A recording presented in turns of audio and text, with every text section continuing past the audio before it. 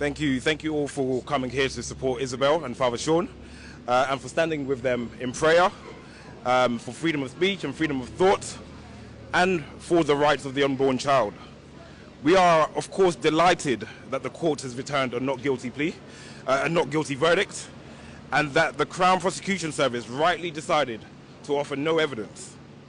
The truth is, Isabel and Father Sean were essentially charged for nothing, and it's right that the prosecution had nothing to offer.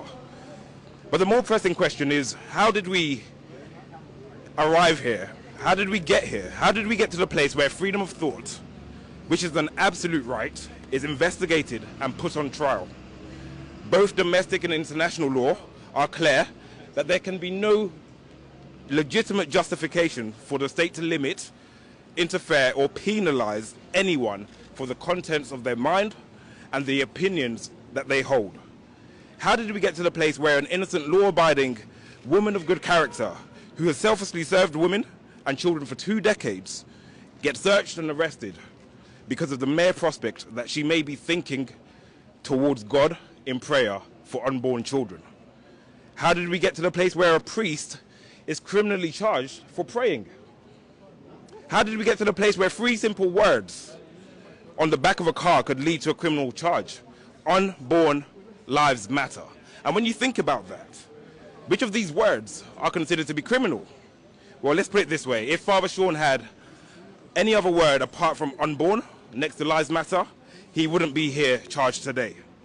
How did we get to the place where a loving, harmless statement of undisputable facts could lead to a criminal record? In George Orwell's words, some are more equal than others, depending on what views they hold. Where freedom of speech is no longer a fundamental right, but a privilege granted to you only if you agree with the prevailing norms of society. So we got here because, as a country, we have taken for granted the freedoms we once held dear. We've taken our eyes off the ball. We've forgotten that freedom of expression is the foundation of a democratic society and one of the basic conditions of societal progress. We got here because basic principles of the rule of law have been neglected. The principle that the law must be clear, predictable, and also consistent for it to be legitimately on the statute books. Public space protection orders undermine the rule of law and erode the public's confidence in the policing. So for one of his charges, the police actually informed Father Sean that he wouldn't be charged. Then they charged him nonetheless. Both Father Sean and Isabel's charges were discontinued, but then they were warned that they could be revived. Then the CPS were just asked in court, why are you offering no evidence? And they couldn't provide an answer. No citizen should be subjected to the uncertainty of criminal proceedings for exercising lawful rights. The process is fast becoming the punishment. Lord Justice Sedley once said that freedom to speak only inoffensively is not worth having. And indeed, this is correct. Free speech is the lifeblood of any truly democratic society.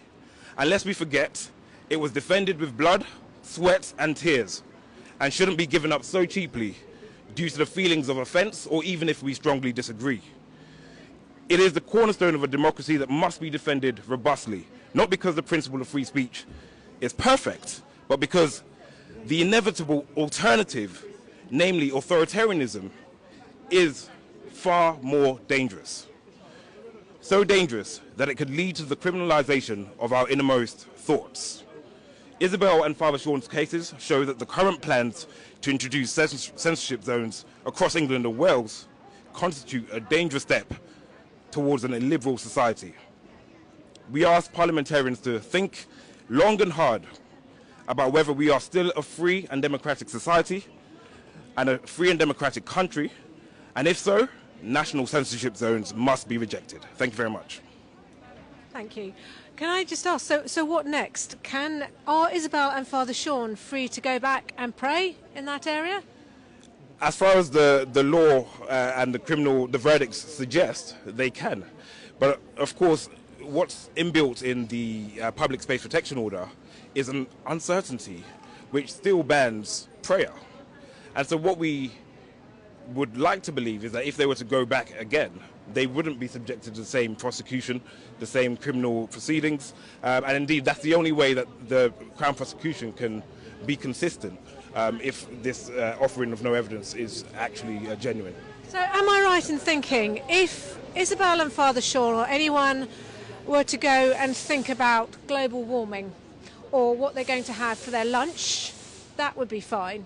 But if they were to speak to the Lord God Almighty, then that's against the law? Yes, it is the first content-based criminal law that we've had in this country, where you can be prosecuted and criminalized purely because of the subject matter. And as a result, if you had kneeled down for any other thing, you would have been completely legal.